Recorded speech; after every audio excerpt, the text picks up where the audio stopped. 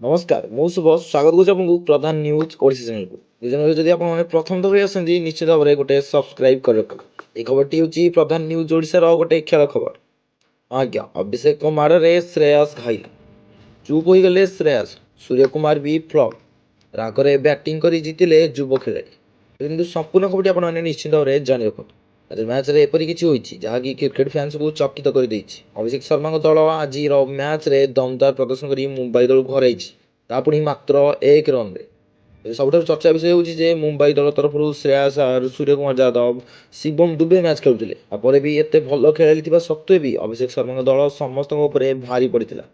ବିଜୟ ଟ୍ରଫିରେ ମୁମ୍ବାଇ ପକ୍ଷରେ ପଞ୍ଜାବ ଏକ ରୋମାଞ୍ଚକର 1 ରନ୍ ବିଜୟ ହାସଲ କରିଛି। ସରଫରାଜ ଖାନ୍, ଶ୍ରେୟସ ଆୟର ଏବଂ ଶିବମ ଦୁବେଙ୍କ ଭଳି ବଡ଼ ତାରକାଙ୍କୁ ନେଇ ଗଠିତ ଏକ ଦଳ 217 ରନ୍ର ଲକ୍ଷ୍ୟ ହାସଲ କରିବାରେ ବିଫଳ ହୋଇଥିଲା।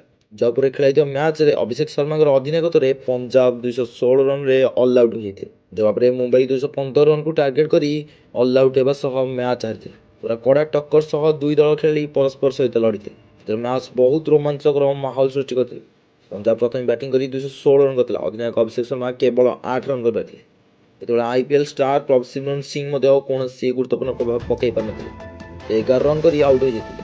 ଅନମୋଲପ୍ରୀତ ସିଂଙ୍କ 57 ରନ୍ ଏବଂ ରମନଦୀପ ସିଂଙ୍କ 72 ରନ୍ର ଅର୍ଦ୍ଧଶତକ ପଞ୍ଜାବକୁ 200 ରନ୍ ଅତିକ୍ରମ କରିବାରେ ସାହାଯ୍ୟ କରିଥିଲେ। କିନ୍ତୁ ମୁମ୍ବାଇ ଇନିଂସ ଆରମ୍ଭରୁ ରଘୁବଂଶୀ ଏବଂ ମୁସିର ଖାନ୍ ଓପନ୍ କରିଥିଲେ।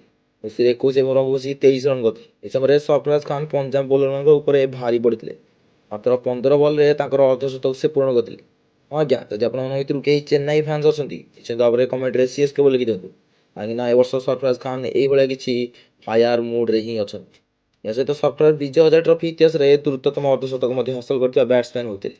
ସେ 20 ବଲ୍ରେ 7 ଚୌକା ଏବଂ 5 ଛକା ମାରି 62 ରନ୍ କରିଥିଲେ, ଯାହାକି 300+ ଷ୍ଟ୍ରାଇକ୍ ରେଟ୍ରେ ସେ କରିଥିଲେ। କିନ୍ତୁ ପୂର୍ବ ମ୍ୟାଚ୍ରେ ଅଧିନାୟକ ଶ୍ରେୟସ ଆୟର ଏକ ଦୃଢ଼ 82 ରନ୍ର ଇନିଂସ ଖେଳି ଆସିଥିଲେ। ଏଥର ମଧ୍ୟ ସେ ଭଲ ଆରମ୍ଭ କରିଥିଲେ, କିନ୍ତୁ 34 ବଲ୍ରେ 45 ରନ୍ କରି ଆଉଟ୍ ହୋଇଥିଲେ। ଏହି ମ୍ୟାଚ୍ରେ ଖେଳୁଥିବା ସୂର୍ଯ୍ୟକୁମାର ଯାଦବ ଏବଂ ଶିବମ ଦୁବେ ସମ୍ପୂର୍ଣ୍ଣ ଫ୍ଲପ୍ ପ୍ରମାଣିତ ହୋଇଥିଲେ। ସୂର୍ଯ୍ୟକୁମାର 15 ଏବଂ ଦୁବେ ମାତ୍ର 12 ରନ୍ କରି ଆଉଟ୍ ହୋଇଥିଲେ। ଗୋଟେ ସମୟରେ ମୁମ୍ବାଇ 5 ୱିକେଟ୍ ହରାଇ 201 ରନ୍ କରିଥିଲା। 27ରୁ ଅଧିକ ଓଭର ବାକି ଥିବା ବେଳେ ମୁମ୍ବାଇକୁ ବିଜୟ ପାଇଁ ଆଉ ମାତ୍ର 16 ରନ୍ ଆବଶ୍ୟକ ଥିଲା। ସେଠାରୁ ପଞ୍ଜାବର ବୋଲରମାନେ ଜବରଦସ୍ତ ବୋଲିଂ କରିଥିଲେ। ପରବର୍ତ୍ତୀ 14 ରନ୍ ମଧ୍ୟରେ ମୁମ୍ବାଇ ଦଳ 16 ରନ୍ରେ ସଜାଡ଼ି ଦେଇଥିଲେ। ଫଳସ୍ୱରୂପ ମୁମ୍ବାଇ ଇନିଂସ 215 ରନ୍ରେ ସମାପ୍ତ ହୋଇଥିଲା ଏବଂ ଦଳ ଗୋଟିଏ ରନ୍ରେ ମ୍ୟାଚ୍ ହାରିଯାଇଥିଲା। ଆପଣଙ୍କୁ କହିବାକୁ ଯେମିତି ଲାଗୁଛି ମାନେ ମ୍ୟାଚ୍ ଯଦି ଆପଣ ଦେଖିଥାନ୍ତେ ତେବେ ଆପଣଙ୍କୁ ମାନେ ବହୁତ ରୋମାଞ୍ଚକର ଫିଲ୍ ହେଇଥାନ୍ତା। ତେଣୁ ଆମେ ଦେଖାହେବା ଅନ୍ୟ ଏକ ଖବର ସହିତ, ଅନ୍ୟ ଏକ ଖେଳ ଖବର ସହିତ କିମ୍ବା ଅନ୍ୟ ଏକ ନ୍ୟୁଜ୍ ମାନେ ଅନ୍ୟ ଏକ ଓଡ଼ିଶାର ଦେଶ ବିଦେଶର ଖବର ସହିତ। ରହୁଛି, ନମସ୍କାର, ଜୟ ଜଗନ୍ନାଥ, ଜୟ ହିନ୍ଦ।